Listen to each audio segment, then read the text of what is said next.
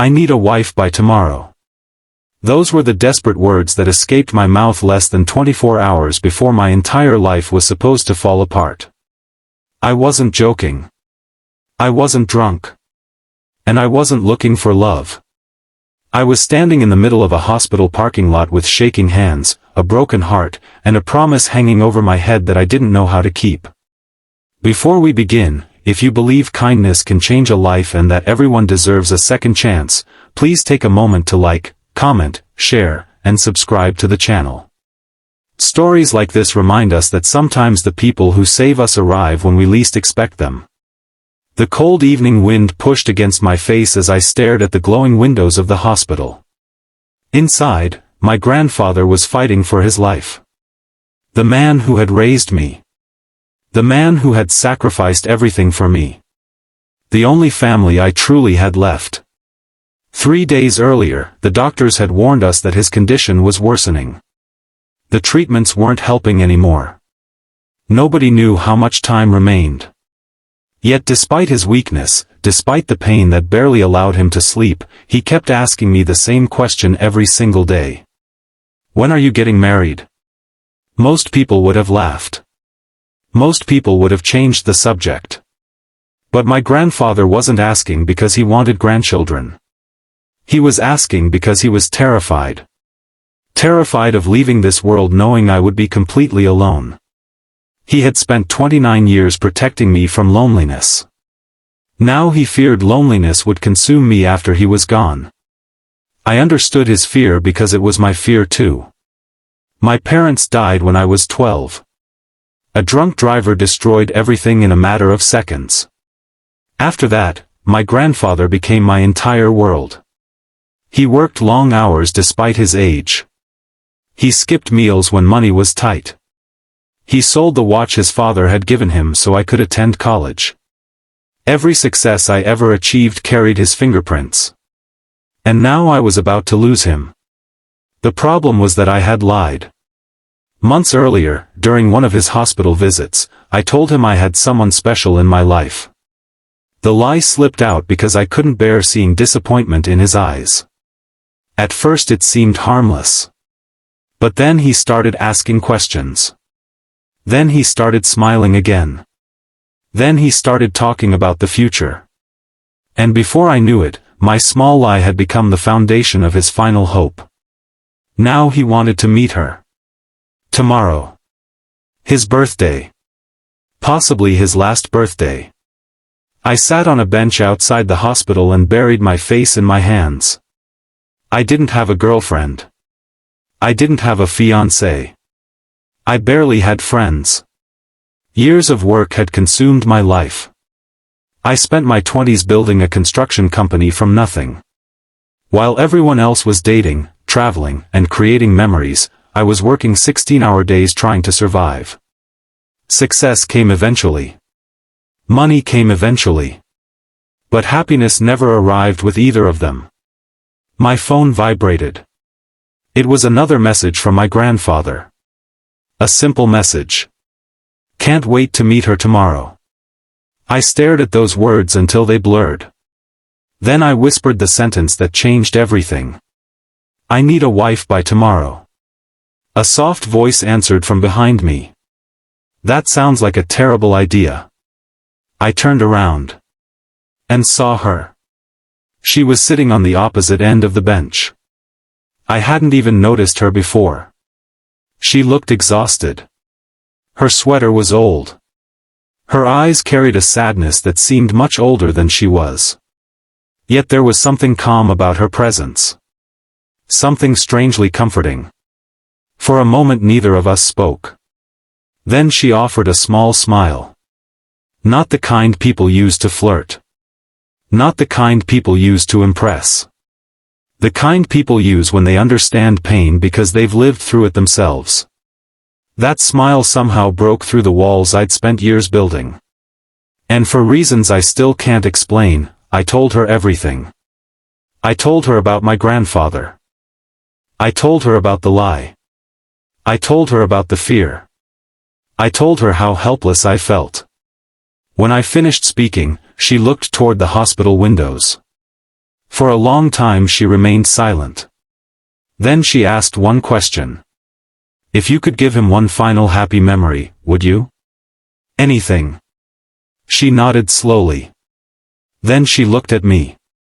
Really looked at me. As though trying to decide whether my heart was worth trusting. Finally she whispered the words that would transform both our lives. Then you need to promise me some things. The parking lot seemed to disappear around us. The sounds. The lights. The traffic. Everything faded. Only her voice remained. She told me she would help. She would pretend to be the woman I loved. She would give my grandfather the peace he desperately needed. But before she agreed, she needed promises. Not money. Not gifts. Not favors. Promises. The first promise was simple. I had to treat her with honesty. No lies between us. Not even small ones. The second promise was stranger. I couldn't ask questions about her past unless she chose to share it. The third promise hit hardest. When everything was over, I couldn't disappear from her life without saying goodbye. I remember staring at her in confusion. Those requests felt oddly personal. Almost as though she had been hurt before. Deeply hurt.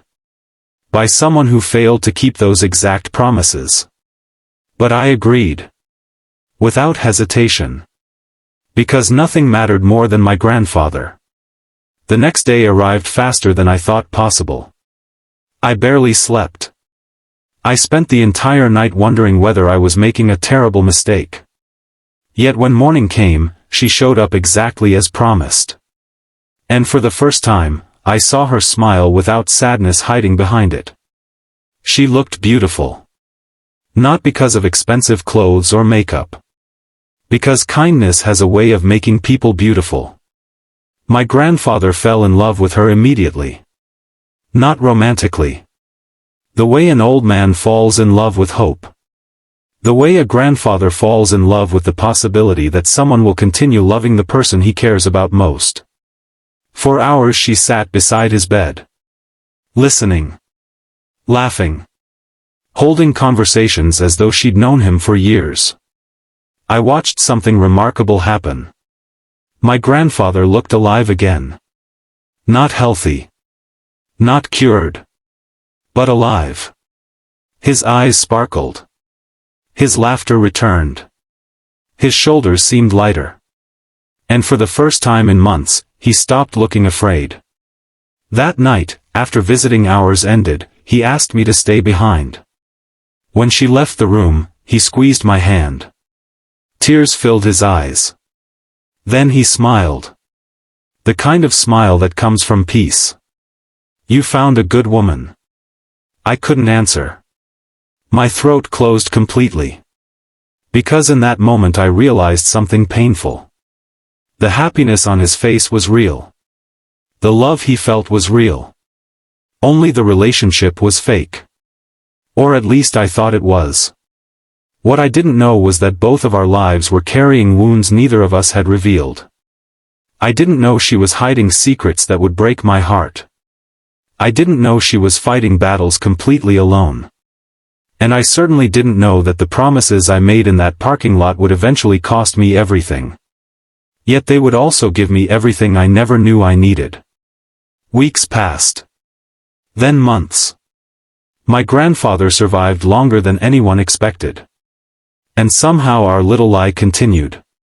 One visit became 2. 2 became 10. Then dozens. Soon she wasn't pretending for his sake anymore. She genuinely cared about him. And he adored her. Sometimes I would find them talking for hours while I sat quietly nearby. Watching. Listening. Learning. Because she had a way of seeing people that I had forgotten existed. She noticed loneliness before it became visible. She noticed pain before people admitted it. She noticed goodness in places where everyone else saw flaws. Slowly, almost without realizing it, I started looking forward to seeing her. Not because of the arrangement. Because of her. And that terrified me more than anything. Because the more I cared, the more I realized I knew almost nothing about the woman who had walked into my life that night. And deep down, I feared there was a reason for that. A reason she kept her past locked away. A reason sadness still appeared in her eyes whenever she thought nobody was looking. A reason she had needed those promises. The truth would eventually come. And when it did, it would test every promise we had ever made. But it would also teach us that love isn't about finding perfect people. It's about finding someone willing to stay when life becomes imperfect. Before the story continues, tell us in the comments, which country are you watching from today? And if this story has touched your heart so far, please like, share, comment, and subscribe. Your support helps these emotional stories reach people around the world who need hope, kindness, and second chances in their lives.